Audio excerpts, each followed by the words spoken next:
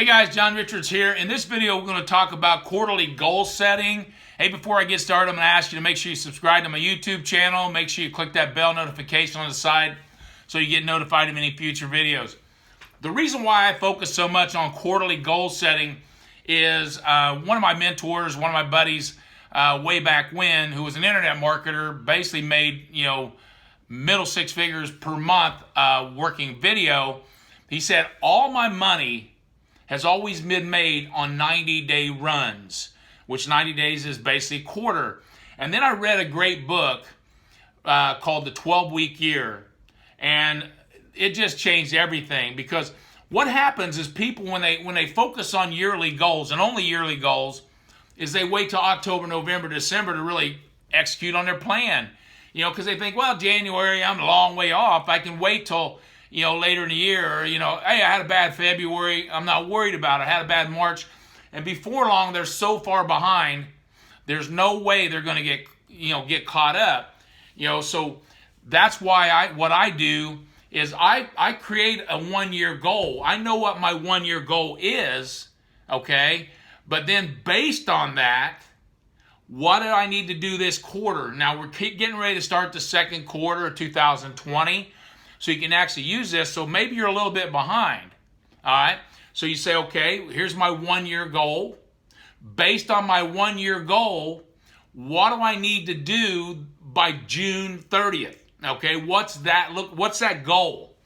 And that's how you should set your goal. All right. And then that way, when you're focused in, you're only focused in on basically 90 days or 12 weeks or 13 weeks or whatever it is.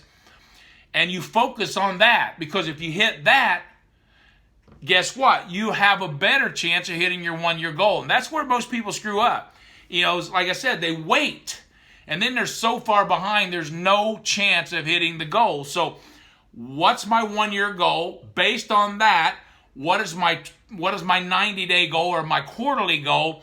And then set that. So, and then what's that outcome look like? And write it down. Another thing people do is they don't write it down. You should write down your quarterly goal. In fact, when I do my visualization, every morning I visualize every single day, part of my process, I visualize the quarterly goal. I see it happening, because if I can make the quarterly goal happen, the 1-year goal will happen. And that's, I don't need to sit and okay, I had a bad quarter, but hey, man, I got 3 more quarters. You don't want to do that. You'll get behind. Okay? And then what's the process? Okay, first of all, you should have no more than 3 yearly goals, and you should have no more than 3 quarterly goals. And then you should have 3 process goals for each quarterly goal. Okay, and you should brainstorm this. So whatever it is, let's say you're trying to lose weight, okay? And let's say you're trying to lose 30 pounds by the end of the year, okay? And maybe you're trying to lose 10 pounds in the next quarter, okay? What are the process goals that you can do to make sure that happens? And so what I do is I brainstorm it. I write down everything I can think of. Then I ask myself the focusing question from a great book called The One Thing, written by Gary Keller and Jay Papasan. What's the one thing I can do such that by doing it, everything else is easier or unnecessary? And I know weight loss, nutrition is 90% of the deal. So that's the first process goal. So I create create a nutrition plan. It's an actual written plan. I don't have to think about it. So for me right now, one of my goals is that I fast 16 hours a day, 7 days a week. Okay, and then I break my fast at 11 o'clock. Okay, I do a protein drink. Then at 1 o'clock I do a meal, and then at 3:30 I do another protein drink. And then at 6 o'clock, I do another meal. And then I actually calculate my macros. You can do it, calories, whatever. But it's very detailed, and it's not overly complicated. I know that I have 4 meals, 2 of them protein drinks, and 2 of them are meals. And I fast for 16 hours, and I stay under my calories, and I allow myself a free day on Saturday. All right? But I still fast for 16 hours. Okay? I work out 7 days a week. Now, I'm not telling you to work out 7 days a week, but that's my process, okay? It's scheduled, okay? 6 to 7:30, Monday through Friday, 8 to 9:30, Saturday and Sunday. And after my weight workout, which is very planned out, when I don't go to the gym without a plan. I have a plan, okay, and then I do my cardio after that. You know, so nutrition, weights, and cardio. That's my 3 process goals. If it's a money goal or business goal, whatever, the same thing. So you're going to have an outcome, okay?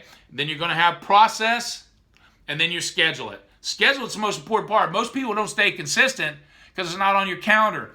You know, I live by a calendar. Here's my calendar for today. You know, I work from this calendar. This video right here, scheduled on my calendar. Okay? So I live by the calendar. And all the high achievers I know out there, they do the same thing. And I'll end on this. You want to focus on the process and detach from the outcome.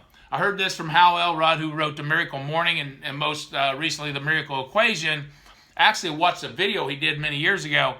And every time I've done this, I've had tremendous results, because if you're not watching the scoreboard or watching the outcome or watching the result, and you're totally just focused on the execution of the process goals, the outcome comes as a byproduct of the process. Every outcome, every result is preceded by the process. If you're not taking the actions, the outcome doesn't happen.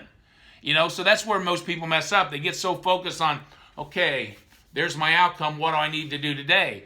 You don't want to do that. You want to have that all planned out.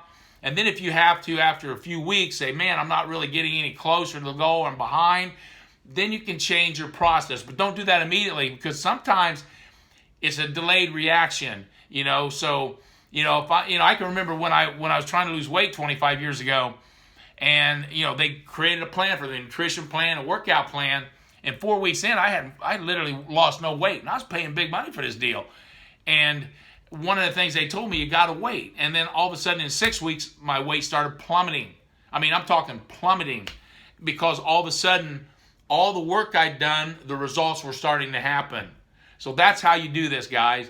You know, that's why you want to set quarterly goals, because you're focused closer. You're not waiting to the end of the year where you get so far behind, you can't catch up. Hey, hopefully you guys like this. Make sure you give me a thumbs up, comment, tell me how you're setting goals, if you're setting quarterly goals, and make sure you click that bell notification on the side so you get notified of any future videos. Subscribe to my YouTube channel. Make it an awesome day today, guys. Thank you so much.